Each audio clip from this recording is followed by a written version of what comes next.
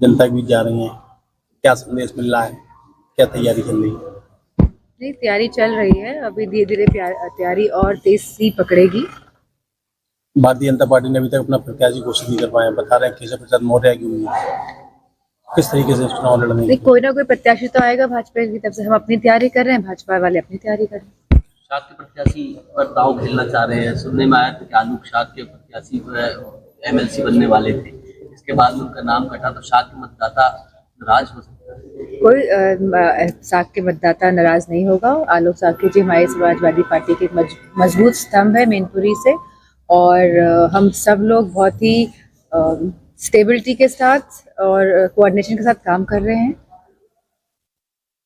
लगातार सांसद भाजपा के बृजभूषण सिंह का समाजवादी पार्टी विरोध करती रही है। अब चर्चा चल रही है कि राष्ट्रीय अध्यक्ष उनको टिकट देना चाह रहे हैं। नहीं, अभी तो चर्चाएं चल रही हैं, इसमें ऐसी कोई बात नहीं है। चर्चाएं तो कौन चला देता है आप सबको पता ही है, कौन कहाँ से कैसी चर्चाएं चलती है। कोई सच्चाई नहीं है बृजभूषण को टिकट देने की बात।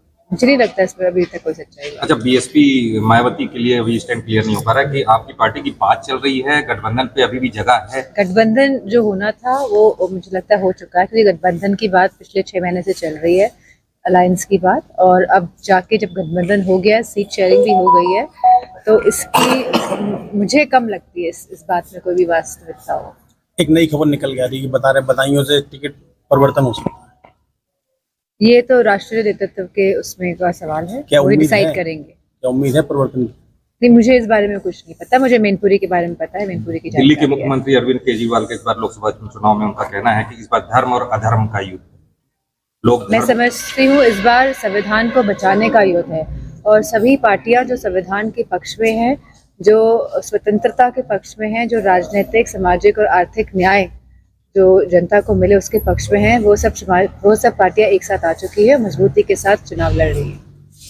बीजेपी कह रही है समाजवादी पार्टी घबराई हुई है। मैनपुरी जो सीट बीजेपी जीतने जा रही है, तो उसको लेकर समाजवादी पार्टी लगातार मीटिंगें कर रही है, घर घर जाके दौर लगा हुआ है लोगों से मुलाकात करने के लिए।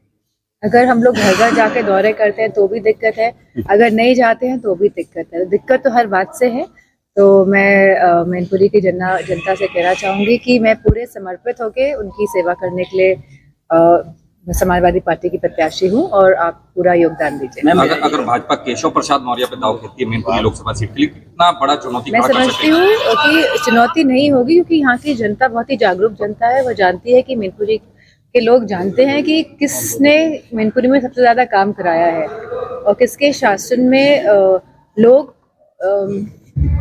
लोग संपन्न थे और खुश थे।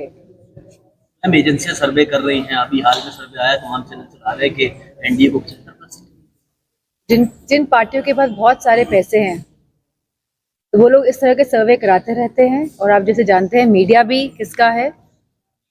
तो मैं समझती हूँ इस तरह के सर्वे लगातार होते रहेंगे।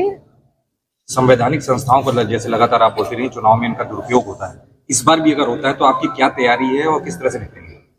इस बार बहुत सारे लोग खुल के निकल के आएंगे। बहुत सारे लोग हैं जो सामने नहीं आ रहे हैं, लेकिन आप देखेंगे चुनाव में वोट डालने जाएंगे तो बहुत लोगों का साथ समाजवादी पार्टी को और इंडिया के अलायंस को मिलने जा रहा है। ईवीएम को लेकर आप क्या सोचते हैं? ईवीएम में मैं समझती हूँ सारी डेवलप्ड और अंडर डेवलप्ड कंट्रीज जो हैं, जितने भी देश हैं, सब में बैलेट के माध्यम से ही वोट हो रहा है। ईवीएम आया था, लेकिन सब देशों ने ईवीएम को हटाकर बैलेट लेकर आए हैं, क्योंकि लोगों का विश्वास नहीं है।